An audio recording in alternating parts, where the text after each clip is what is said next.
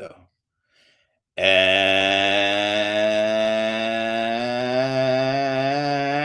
hi. Hope everyone is doing well tonight. It is Tuesday, 7:01 p.m., August 30th. 7:01 p.m. on the East Coast. I know we have people from all over the world, and I'm so grateful that you are here joining us live and in person. If you're just joining us, we always give a few minutes to get people, let people get in and get situated. So if you're here, let us know you're here. Say hello. Tell us where you're from. And I think we're going to go. Skyla picked it tonight. Favorite summer memory this summer. Favorite memory from the summer. What was a favorite activity or event or thing that you did? Hey, Beth Carducci. How are you? Hey, Jaber. Good to see you. So yeah, if you're just joining us, come on in, grab a seat. It's free. And where you're from and favorite memory from the summer. Oh, you worded it better than I did. I like that. So what was your favorite memory from the summer? And we'll just let people come on in. And hey, Mike, good to see you. Beth, how are the crabs? Lana, I'm gonna call you out. How did self compassion go these last couple of? Oh no, we were on last week. How did self compassion go this week?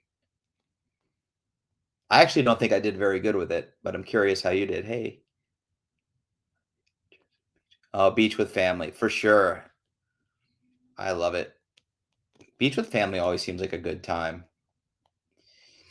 Katie's made me a lake person. I've really gotten into lake life. We live a block away from the lake now, a small neighborhood lake, but we really want to move to the lake. So I think that's great. Yeah, if you're just joining us, we're just about to get started, but welcome. Thank you for joining us. If you want to say hello and let us know where you're from, and then I thought I got it right the first time about your name, but if you want to let us know your favorite summer memory, that would be awesome. And we'll get going. My name is pronounced Jaw. Okay, Jobber. Gotcha. Okay, I thought I was being all creative. Sorry about that, Jobber. I appreciate that because I was wondering. All right. Tour on the saucer, walking off dinner. I like it. Colorado, Merrill, I had a great Colorado trip with my family as well. And yes, the IOCDF was also a huge highlight of that. Hey, Stacy. Old and eclectic, Florence, Oregon. Welcome. Feeling much better over the COVID. It seriously affected my head. Yeah, I find that when I get sick, any kind of sick, I really struggle with OCD and anxiety. I feel like we have two abilities to manage stress. And I think when we're feeling okay, we have a certain level of capacity to manage the OCD and anxiety. When we're already feeling beat down and depleted, it feels a lot more challenging. So I totally relate to that. Well, welcome everyone. I see some friendly faces from Ireland, but living in Canada. Hi, John. Mike, I don't know if it qualifies as a happy experience, but I threw up 4 times on a roller coaster yesterday. Sounds like a badass roller coaster, Mike. What? That's amazing. Well, first of all, pictures. Number 2, what roller coaster? And remind me not to go on it because I do not like roller coasters. Hi, from Durham, North Carolina. Actually, my fiance and I are getting married in Raleigh, Durham at the Angus Barn, George, if you know that. I love these memories. Let's keep it going. Let me get through the housekeeping so we can dive in to some good conversation. So my name is Ethan Smith. I'm a national advocate for the International OCD Foundation, which always means that I have OCD and I just won't stop talking about it. This community conversation is intended to serve as educational content and not intended to replace therapy. For treatment-related questions, please be sure to work with your local provider or contact a local clinician. The International OCD Foundation is not a crisis hotline and should not be used if you're in distress or feel unsafe. If you're in a crisis or ever feeling suicidal or unsafe, please go to your local emergency room, call 911, or call the Suicide Prevention Hotline at 800-273-8255.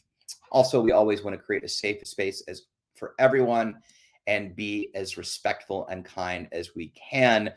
This is a public forum on social media, and yet we want to have as honest and truthful and raw a conversation as possible. So just keep that in mind as you're sharing about your own personal experiences.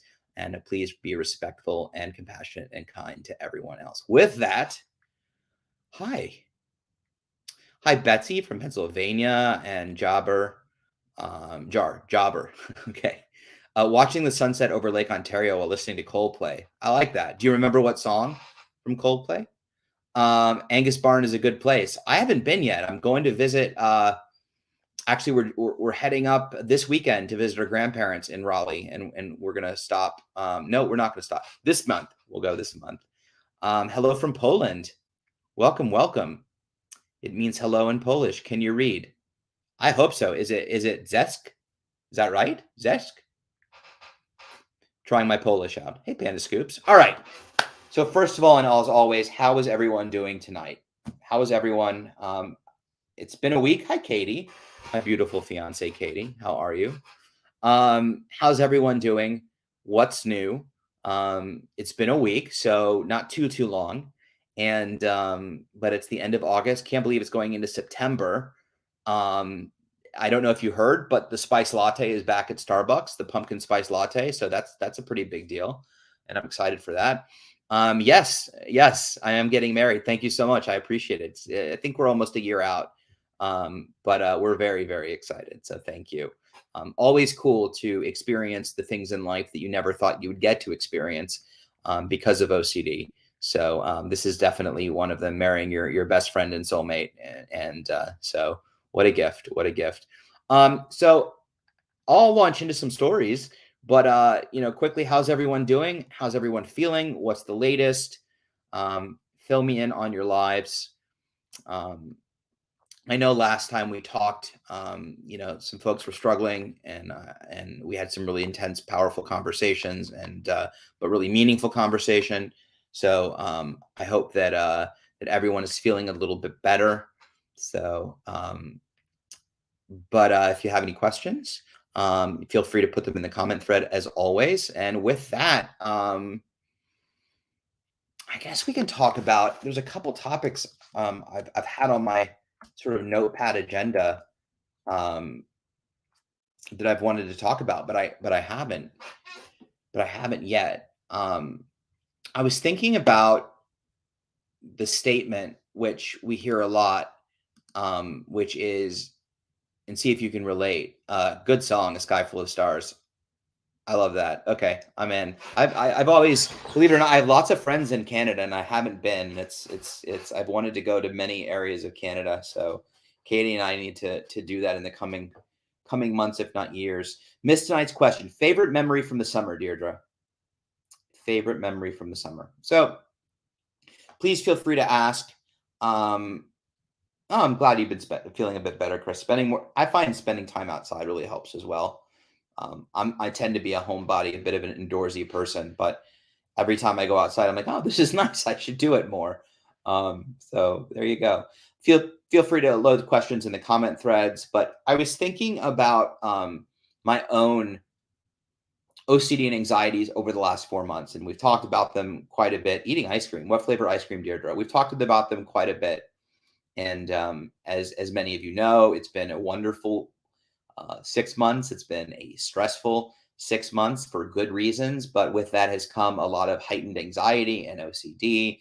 And there's been some health related things that I've been, dealing with or coping with, and it's definitely triggered me more so than in the past. And I think for those of you that are new, that's kind of what we've been dealing with, what I've been dealing with personally in the past 4 or 5 months. And for those of you that are here every week, catching you back up.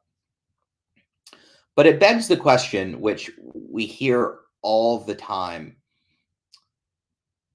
not the question, but the statement. And let me know if you all relate to this, but the phrase, but this time it's different. This time it's real. What do y'all think of that when your OCD pops up, maybe when it hasn't for a while, or it switches themes, catches you off guard, throws you on that OCD roller coaster? What are your thoughts on, but this time it's different? This time it's real. And the reason I'm asking, and please weigh in, give me thoughts, is because for me, lately anyway, health anxiety has been challenging, because I'm getting a legitimate symptom that I feel. And so I use that as a fact to then find more facts that are actually speculations to determine that I'm in some sort of danger and need to get, help, seen, answers. Sitting with that uncertainty is really, really difficult because this one thing is real. And then it ends up that it's nothing, or that what one person told me it was that, even though I asked 20 other experts and people, right? And then I go, "Ooh, I accept that for what it is and finally let it go." And then something else pops up and I'm tricked again. And so I'm curious. And in my head, it's like, no, this time it's different.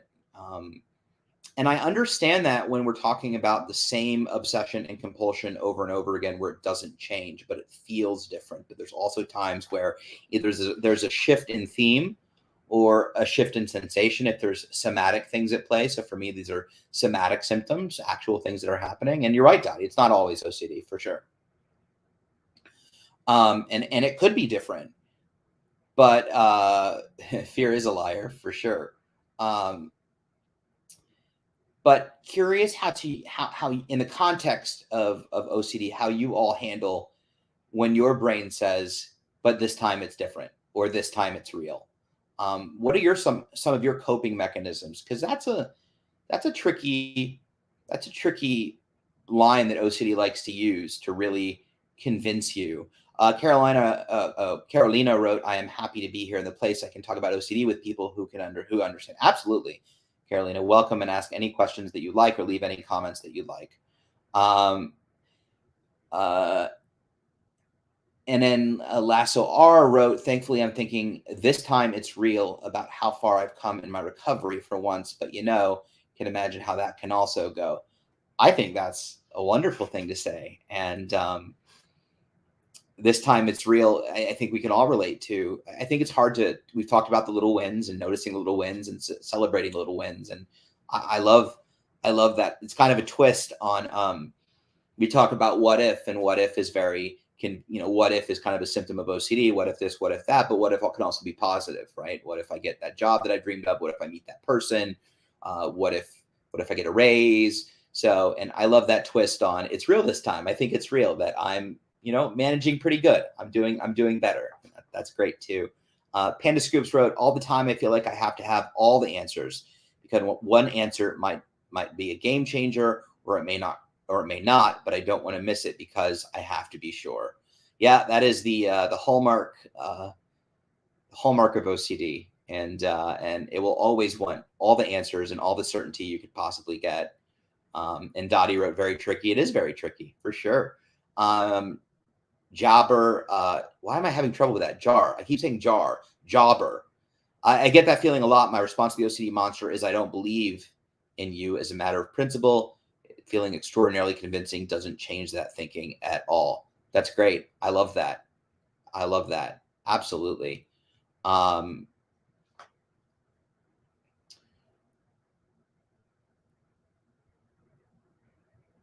Sorry, I was reading above. Fair summary was red. Oh, Betsy, I went to Red Rocks with Katie this summer. We saw Blues Traveler at Red Rocks, and that was awesome. Who did you see at Red Rocks?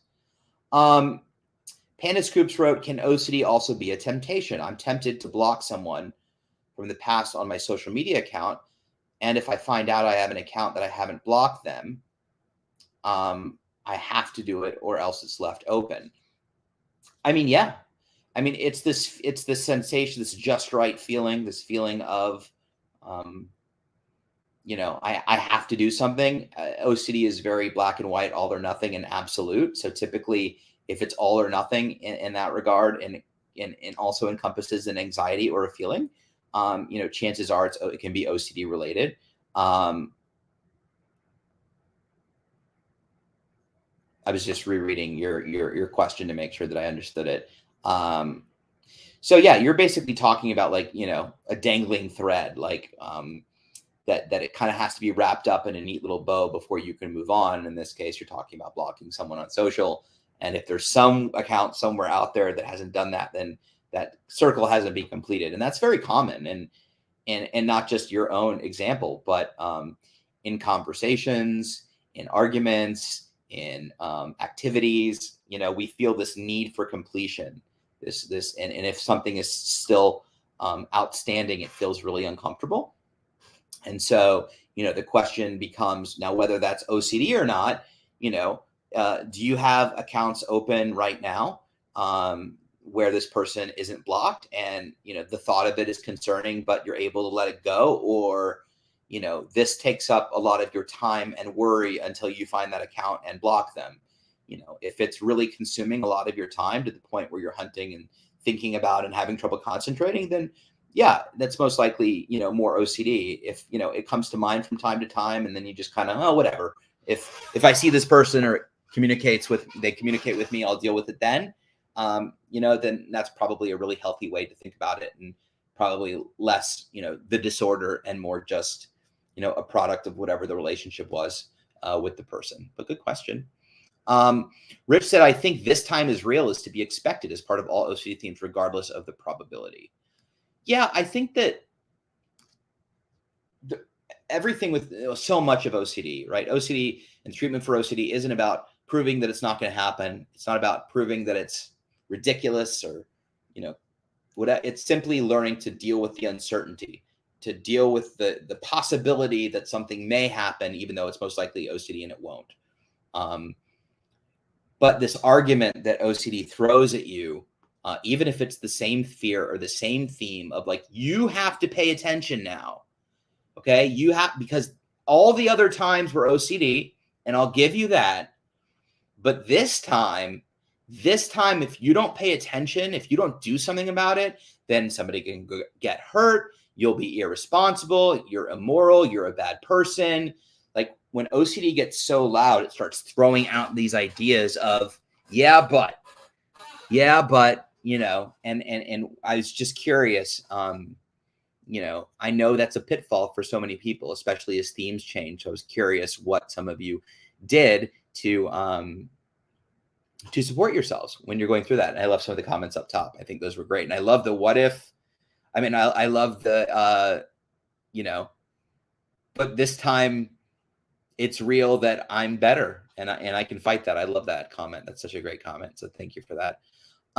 Old and Eclectic wrote, I'm kind of going through the same thing. I have to determine if what I'm doing is legit and the right thing, or OCD, and checking with people to confirm it's okay. 7:13 p.m. Skylar, this is a good little thing to pick up on. I think, and depending where you are, we can get really involved in determining whether something is OCD or it's not OCD. And then it can be compulsive to try to seek out the answers and determine whether it's one thing or the other. At the end of the day, we're asking ourselves if something that you're doing by legit, let's change legit to value driven. If what you're doing is value driven, if that goes toward your values, or if it's in the direction of OCD. And we also have to be willing to get it wrong, right? Because whether you're doing exposures or you're in management or whatever it is, this idea of perfectly handling OCD is not a good idea. It's not a good bar to try to keep, because integrating self-compassion into that is really difficult. So really what you're trying to determine is, are you following your values and are you not? And because understandably, and we all relate to this, you don't want to compulse or don't want to do something OCD. And we're very good at convincing ourselves that, well, that wasn't obsessive. That wasn't compulsive. That was, other people would do that. So I think I had a rule of thumb when I was in treatment, and this rule of thumb was given to me by my therapist, which was assume it's OCD. If it smells like OCD, if it tastes like OCD, if it looks like OCD, it's the slightest hint of OCD. If you're asking yourself, this may be OCD, I should check and see if, then it's probably OCD. And 90% of the time, that rule of thumb really worked out for me, because it took the compulsions away from trying to determine whether it was OCD or not. It was just, if I had doubt about whether something I was doing was value driven or OCD, and I questioned it, and there were a lot of what ifs surrounding it, then I just pegged it as OCD and marked it as such, and didn't listen to it and ignored it and embraced it and all of those things. And if it was very clearly toward my values, and while I couldn't have total certainty, I knew it was something I wanted to do and why I was doing it, then I would do it. But most importantly, where we got stuck is this idea of we can't get it wrong. We either have to do it or not do it. And I think for all of us, we have to have a willingness to accidentally compulse or not make the right choice. Right. I'm not saying you should compulse. I'm not, if you do, you do. The goal is not to. The goal is to resist. Yes, Bonnie, you are here. Thank you for saying hello. Hi, Bonnie. Okay, my cat was meowing. But I think that we have to let go of this idea of always trying to make the perfect decision, because we can definitely get looped into a significant amount of compulsions with each decision, each action, trying to determine if it's this or if it's that. Decide quickly, do the best you can to choose toward your values, give yourself lots of self-compassion, and whatever it is, it will be. And if you discover later that it was a compulsion, then make a note of it, give yourself grace, and move on to the next thing. But this is an important conversation, because I think we can all get really stuck on trying to determine, what thoughts are obsessive, what actions are compulsions, and as you get more insight and objectivity into your own themes and subtypes, and that it's all OCD and how you respond, and some of the maladaptive coping mechanisms that you've been using, and some of the healthier mechanisms that you learn, it will become clearer. It's not so nebulous and vague all the time. That's not to say that when I'm struggling, I lose insight and objectivity. So it's not always super clear in the moment. But that's when there's a good opportunity, to use, to your point, you can also, check in with one person, check in with a therapist, a trusted friend, somebody that knows you really well, and maybe use that as a baseline or gauge, and go from there. So hopefully that was helpful. Chris wrote, it's tough. I fall down that road every time. Lately, it is attached to things that have happened. For example, in childhood, what makes it even harder. Yeah, Chris. So real event OCD, meaning like we tie a fear or concern to something that actually happened, is really challenging to deal with. And because it's happened, our OCD uses that as proof as that it can happen again. It may even be likely. And so that definitely throws an extra twist in it. But, with all of these conversations and thoughts that we're having, at the end of the day, we have two choices, which is to choose our life or choose OCD. That's it. We choose OCD, our world gets much smaller, we get sicker, and we kind of create a really tiny box for us to live in, right? We don't choose OCD, we take a risk, feels like a risk. We live into the gray, we live into the uncertainty, and we live toward our values, right? Now, that's not to say that that thing won't happen. It may. But the choice you have is, do you live in a small box, always worrying that this thing might happen? Or do you live your life and take the chance that it might? You may live your life, your whole life, and it may never happen. You may live your life and it may happen, and you will deal or cope with it to the best of your ability. But is it better to try and live and cross that bridge when you come to it, then create such a tiny world for yourself to protect yourself from that thing that may or may not happen? And that's inevitably what we all face with OCD. That's what we all face, is try to gain the certainty, prevent the fear, prevent the feeling. And in doing that, why did I lose my place? Oh, there you go. And in doing that, OCD is taking away everything that you hold dear. It attacks all the things that we love and care about most. So plug in, Chris, whatever happened, whatever real event, and are you willing to give up your life for that, right? And it could be awful. I don't know what it is, and I'm not making light of it. It could be something as simple as food poisoning, which scares the crap out of me. It could be sexual trauma, or assault or rape. It could be something awful, right? But even with those things, which OCD can latch onto trauma very easily, the question becomes, do I get out and live toward my values, or let that control me to a place where I'm no longer trying to live a life that's important to me? And that's inevitably all the decision we all have to make at some point is choosing OCD or choosing life. It all comes down to just one choice at the end of the day. Get out of bed or don't get out of bed. Embrace the uncertainty or don't embrace the uncertainty. It doesn't matter what the theme, what the subtype, what the symptom. We're all in that boat of deciding, and lots of skills and tools to get there. But when you boil it all down, we're all asking ourselves that very same question, which is, am I willing to risk it or not? Am I willing to risk it or not? And, my suggestion, my humble suggestion, is to be willing to risk it more times than not. More good days than bad. Panda Scoops continued, and of course I mutter my ritual phrases while I do that. I've not even spoken to this guy in a long time, but I feel like if I don't block him, it's there just staring at me and I have to do it. Yeah, that is definitely OCD. And but you recognize that, and even you may be asking for a little reassurance here, and that's okay. You already recognize that it is, and the doubt will tell you that it may not be, and therefore, to their point above about whether it is or whether it isn't. So, yeah. And Lana wrote the right thing. Me too. Oh, you saw Chris Isaac and Lyle Lovett. Yeah, that was the next day or next week. Awesome. I hope it was a great concert. Red Rocks was really, really amazing. Carolina wrote, well, I feel that before OCD hits, in the context of health worries and obsessions, I feel I have a moment, really tiny moment. I can decide whether I dive into this rabbit hole or not. Oh my God, this is such a good comment.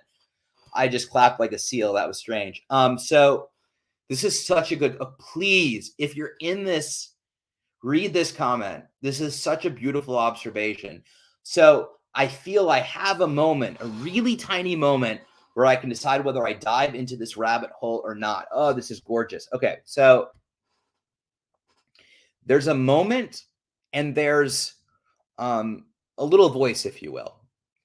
So that moment is that space between action and reaction. It's that space between obsession and compulsion. It's that thought. It's that space between thought and feeling and focus and behavior. And when you're really fused to your thoughts, that space is really, really tiny. I mean, fused is the word, right? Like together, put together, fused. But even in those moments, there is space. Now, the goal with therapy is neuroplasticity, to loosen that space. So the more space you have, the more time you have to, and the more you realize you have this time to make a choice. But when you're struggling, before treatment, or after treatment, when you're triggered, when you're fused, that space feels tiny, if you feel that space at all.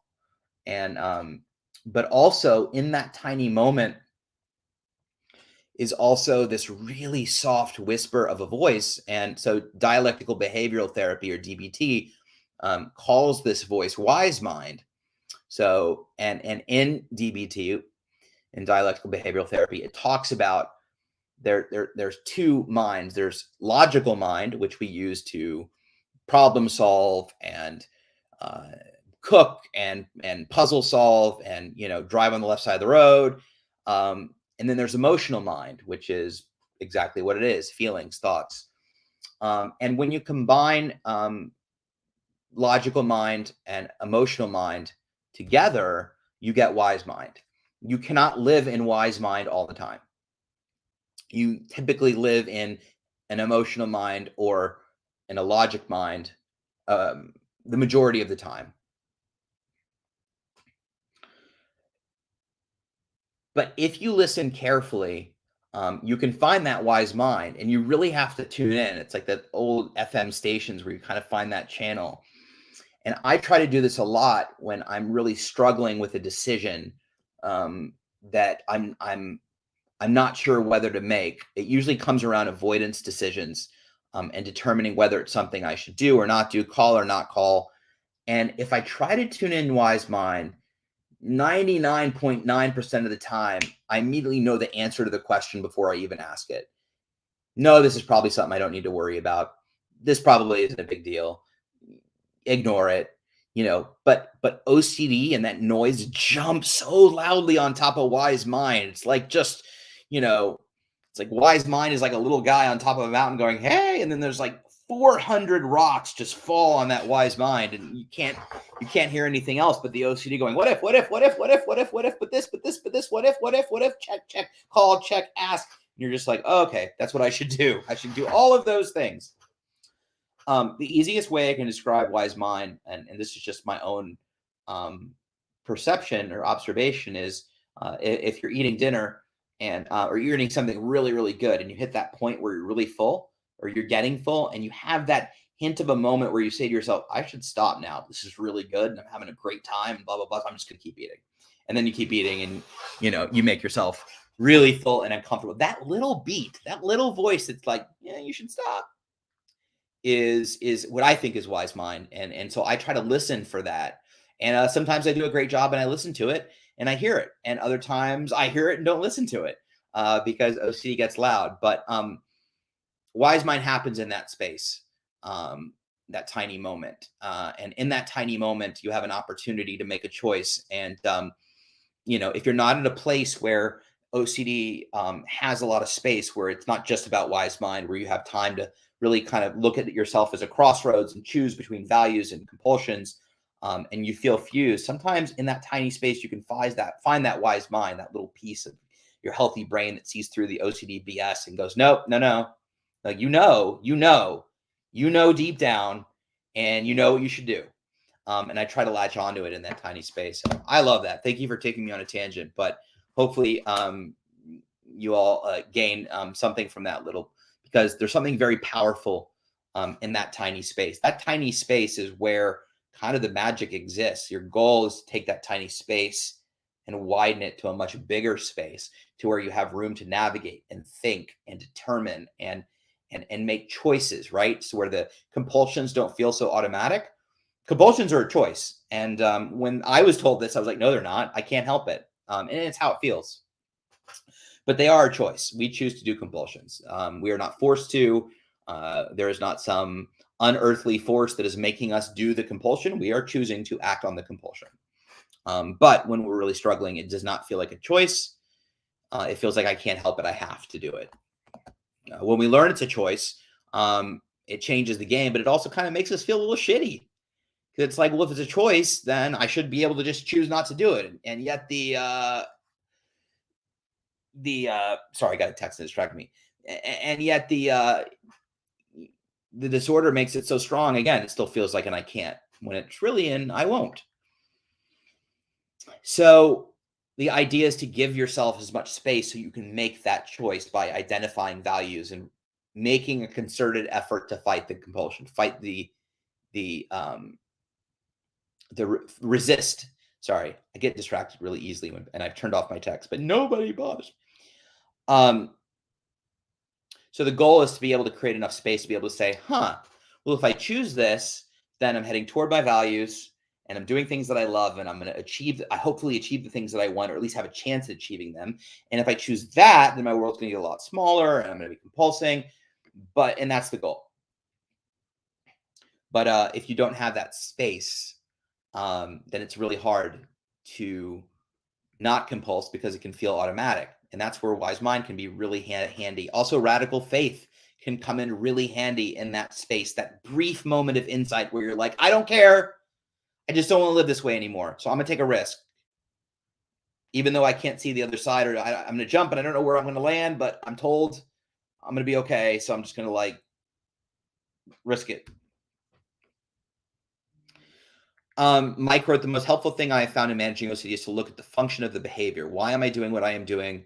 Why do I want to do why do I want to do what I want to do? Exactly. And that's really coming down to identifying values. I love that, Mike. You always great insight.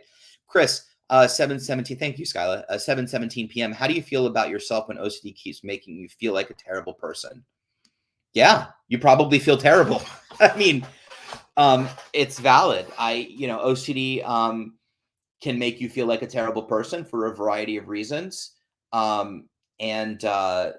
Sorry, I'm still getting text. I apologize.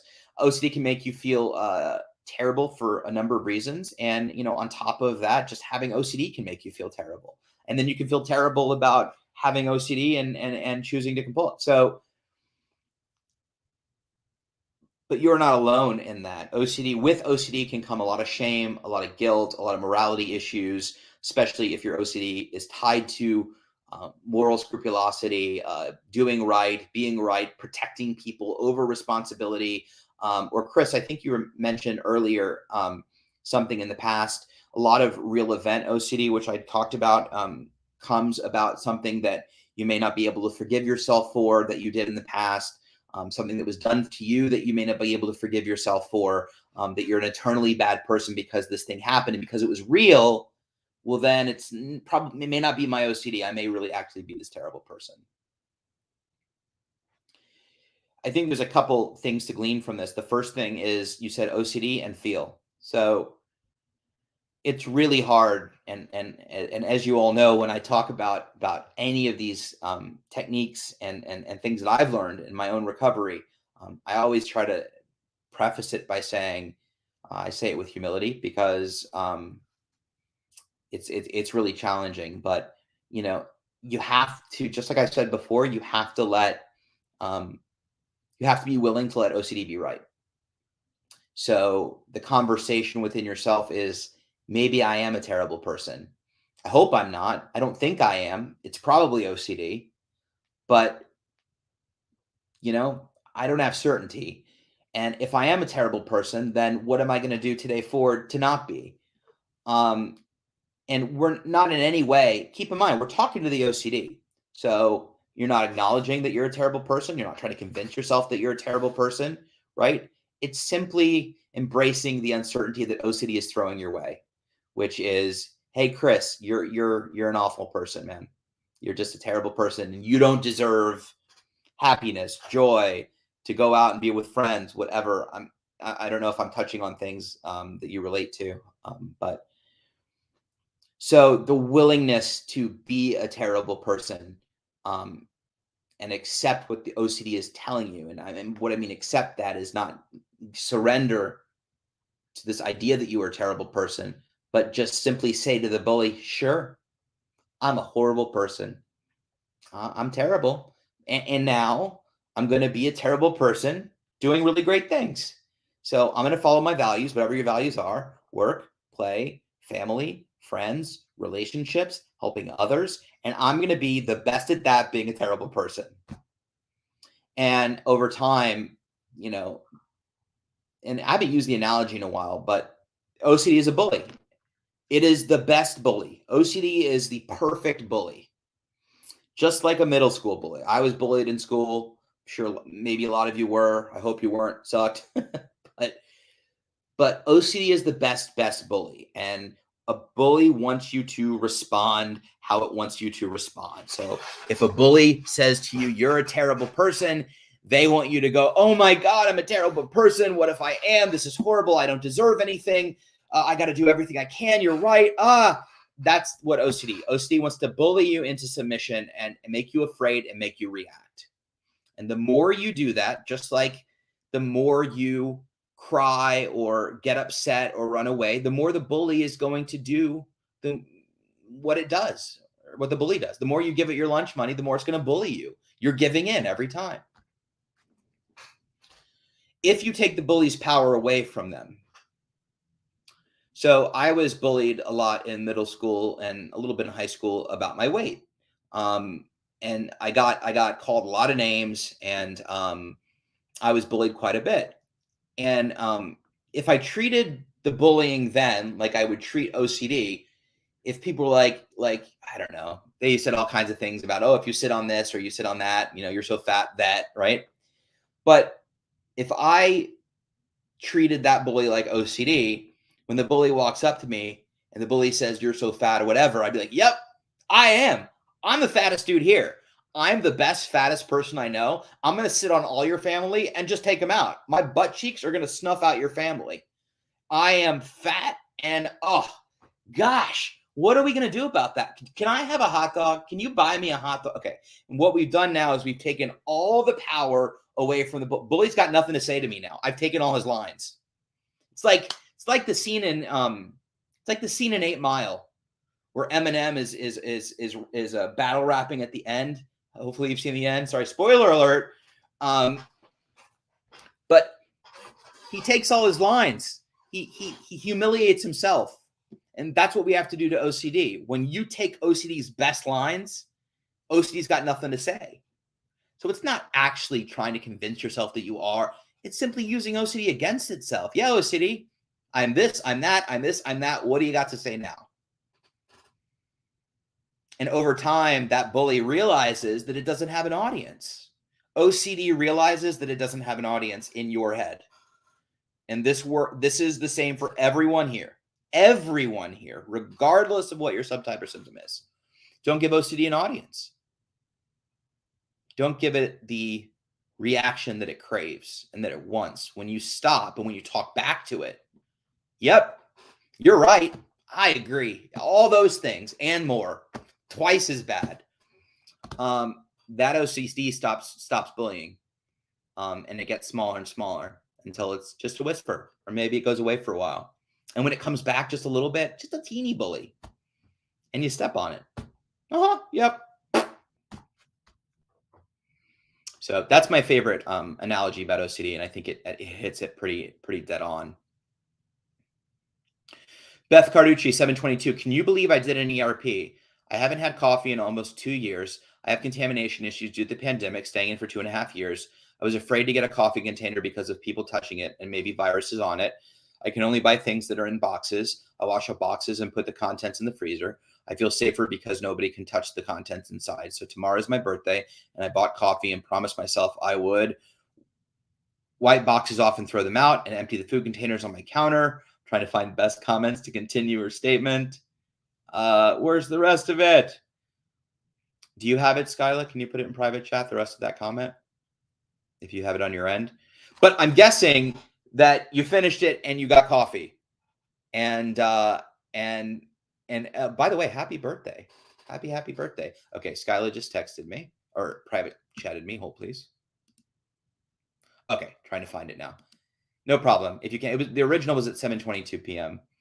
But I love that. Anything we can do to challenge ourselves in tiny ways, little wins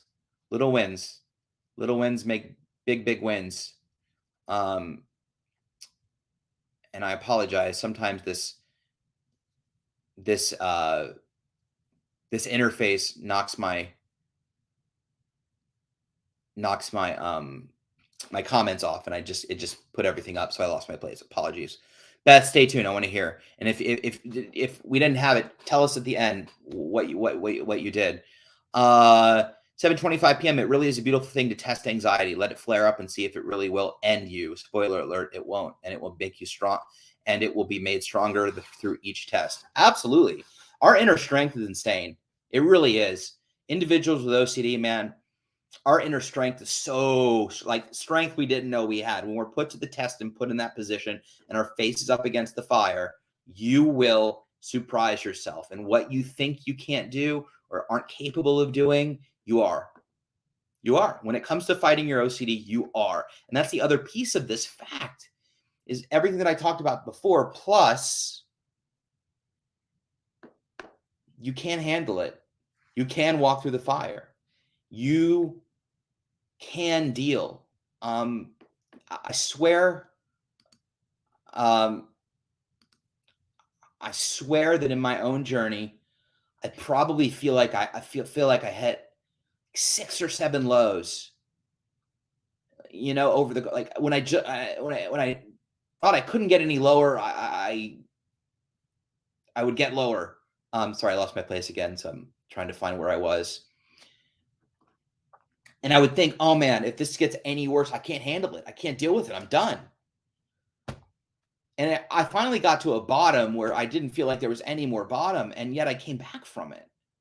This isn't a story about like, oh, Ethan. I mean, I'm telling you this because I the only reason I advocate is because I truly feel everybody has this in them, and it doesn't need to get that bad to realize that. And be willing to take the risk because you are strong. we're really strong people, and we can really take a lot. And if you don't believe me, probably just look at where you've come from and that you're here today and you're here having this conversation. So you're,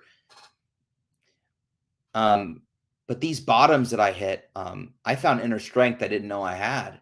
And it doesn't mean that, it doesn't mean that I had it yesterday or that I have it tomorrow. Sometimes it disappears. I'm like, I had it 12 years ago. I don't know if it's going to come back, but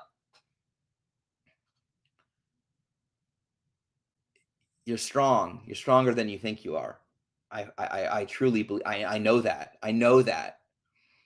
And so, if you don't believe that, listen to me and believe that for yourself. And whatever you did today, do a little bit more tomorrow, or whatever you did today. If it was a little bit more than yesterday, do it again tomorrow.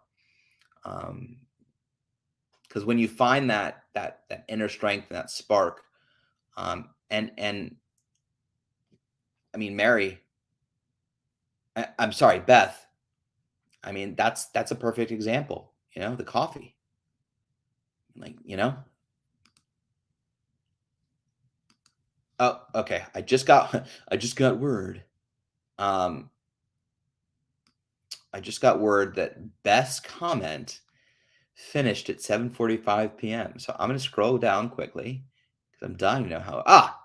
I was going to wait to have the coffee until my birthday, but I fought the OCD and had it last Wednesday instead of waiting until tomorrow. So I had coffee 1 week early. OCD tried to talk me out of it, but nope. Okay, so it begs the question, how was the coffee? And was it worth it?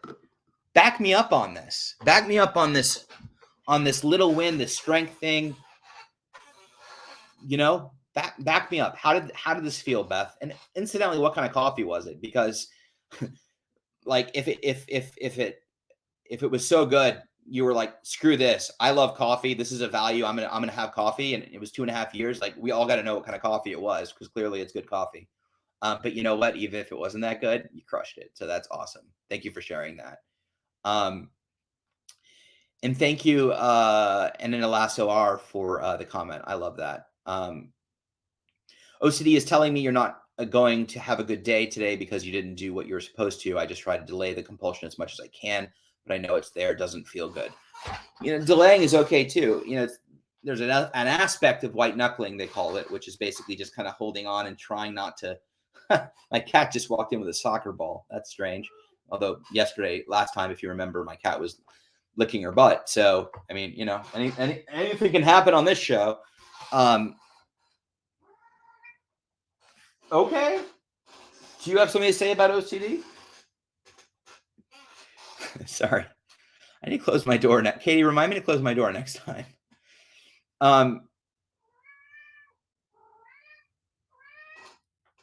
You want to say hi to everybody? Yeah. Okay. All right. Special appearance. Okay. Mwah. Say hi, everybody. I'm Ethan's cat. All right. Oh, she just wants love. I feel like Dr. Evil. Let me tell you about OCD. Therapy cost $1 million. That's not funny, but it's true. Okay. So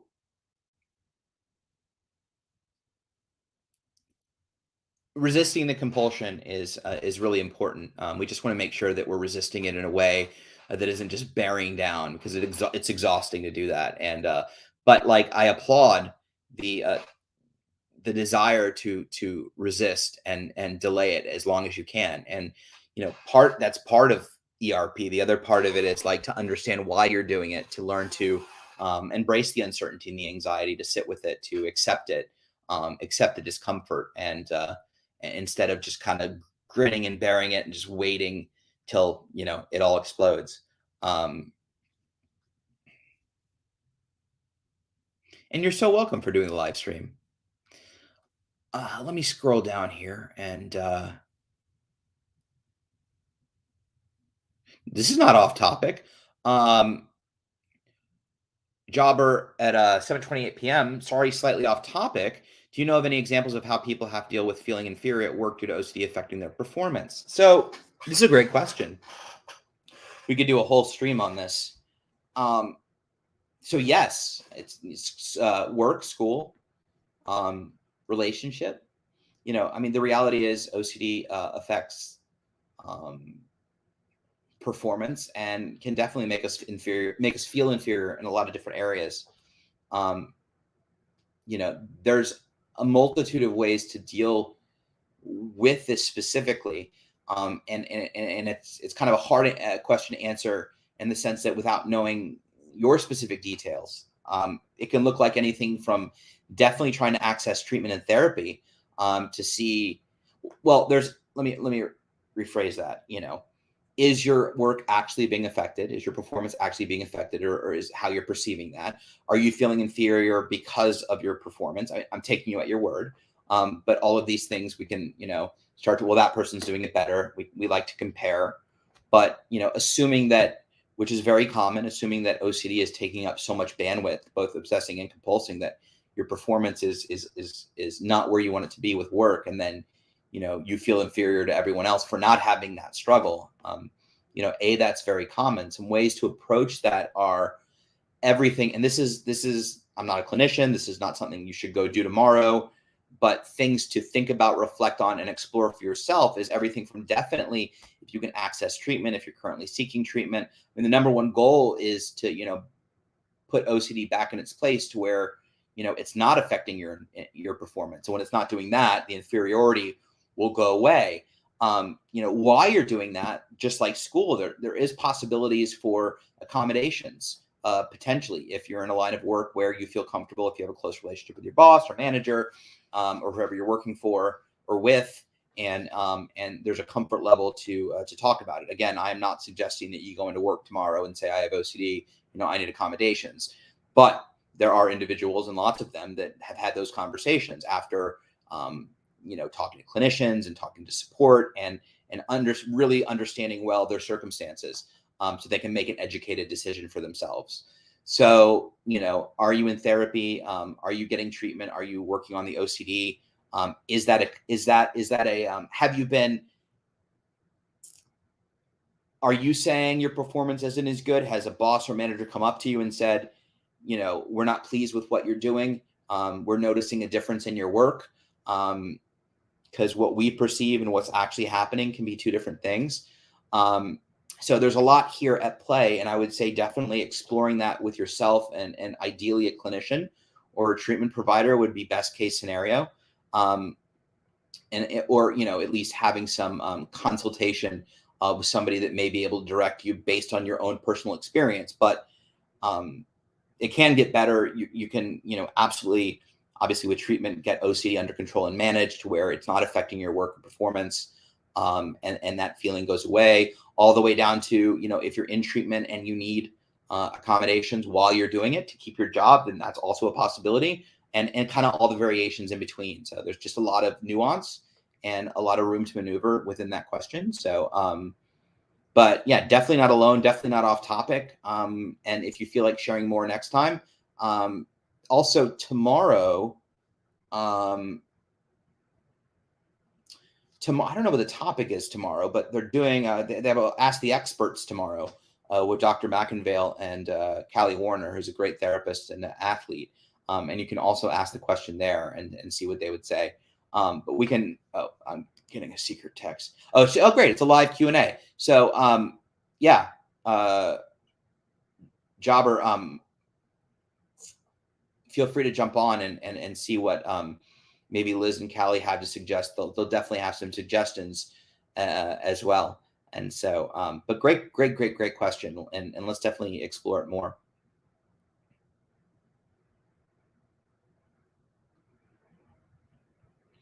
And yeah, Lana wrote, Jobber, when I was 17, a licensed hairstylist with OCD caused nightmares every night, was horrible and didn't understand, so I quit. And that's very common, and it's unfortunate. It sucks. Checking made me feel slower than my peers. Yeah, for sure. For sure. And you can imagine that feels not just in a job, but like I said, relationship, school, you know, you name it, where there's other people that may not have. And, you know, just like, thank God we're in a place now in school where hopefully a lot of schools recognize OCD as a mental illness and offer, you know, accommodations and things like that. I know I didn't have that in school when I was in school. They just said sit still or you're in trouble, which wasn't that effective for OCD. But it's not a one size fits all to it, but you're definitely not alone. And there are definitely lots of options to look into to determine how best to both treat and manage your OCD and treat and manage your OCD in the workplace. So.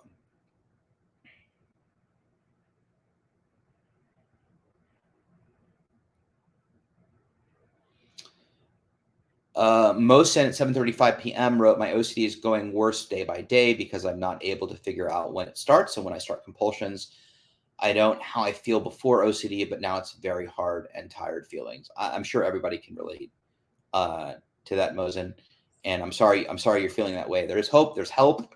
That's why we're all here. Hopefully what you're reading in the threads lets you know that that it can get better. And yeah, it is very hard. It is very tiring. And it is sometimes hard to even tell, what's up, what's down, and all the above. So totally understandable. And,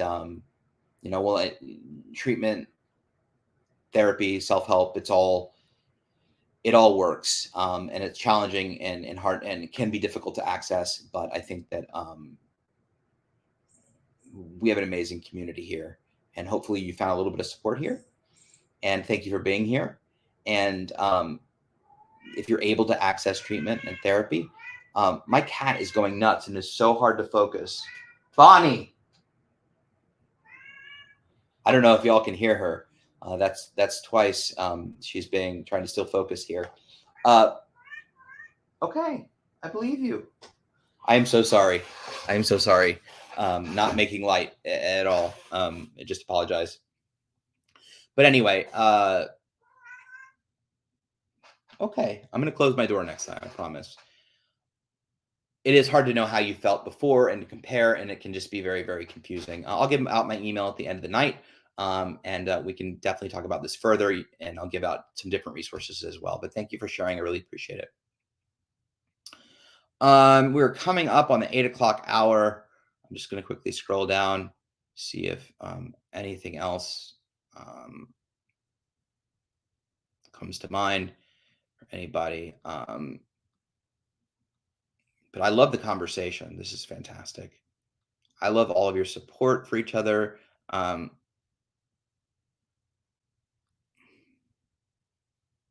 Just great comments.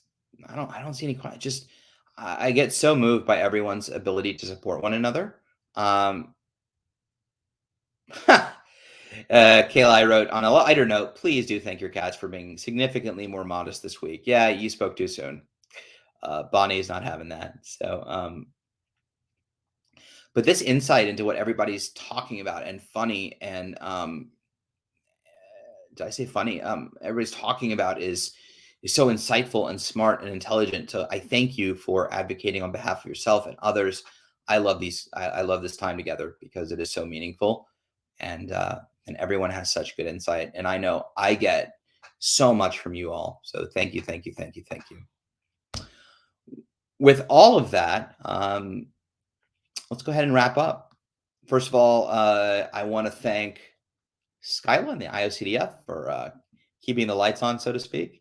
So tomorrow at 12 p.m. Eastern, you can join, as I said, Dr. Liz McInvale and Callie Warner for an all-new Ask the Experts. You can submit questions ahead of time on social media at IOCDF or online at iocdf.org/peace of mind.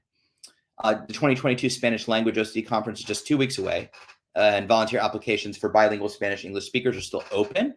All volunteers will receive a free registration to this conference, as well as the online OCD conference in November. So you get 2 registrations. You can learn more and apply to volunteer at the link on the screen, conferenciadetalk.com. This live stream is one of many, and you can see the entire schedule, future live streams at iocdf.org/peace of mind. Don't forget to subscribe and follow on whatever social media channel you're joining us from. You'll get notified of all our live streams as they come on. And if you need resources, never hesitate to visit the IOCDF at iocdf.org.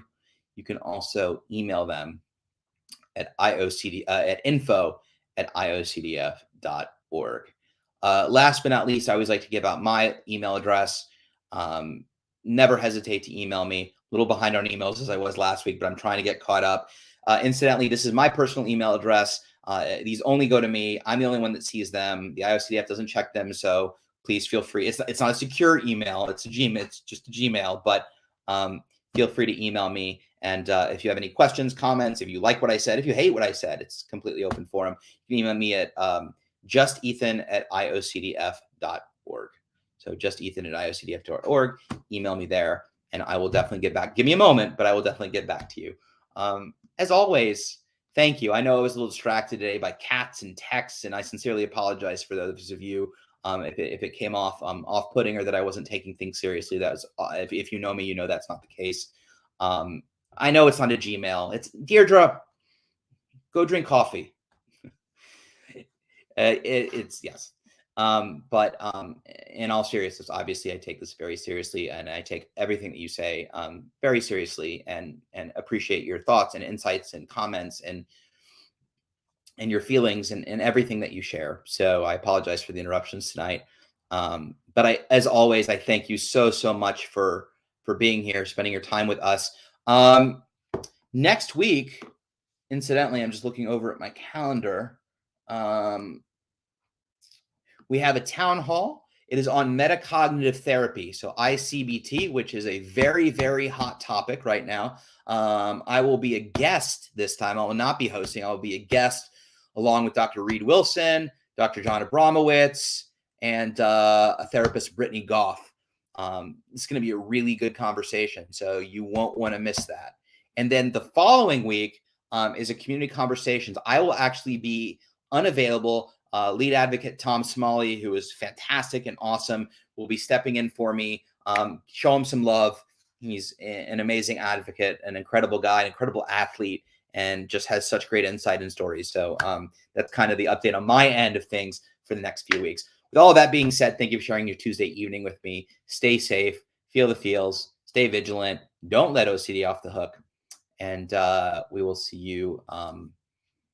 We'll see you next week. And Jim, it is over, but you can view, this is being recorded. So as soon as this ends, it will be live. You can watch it from, it'll be live on the IOCDF platform, on all social media, and you can view it from the beginning. All right. Thanks everyone. Have a beautiful night.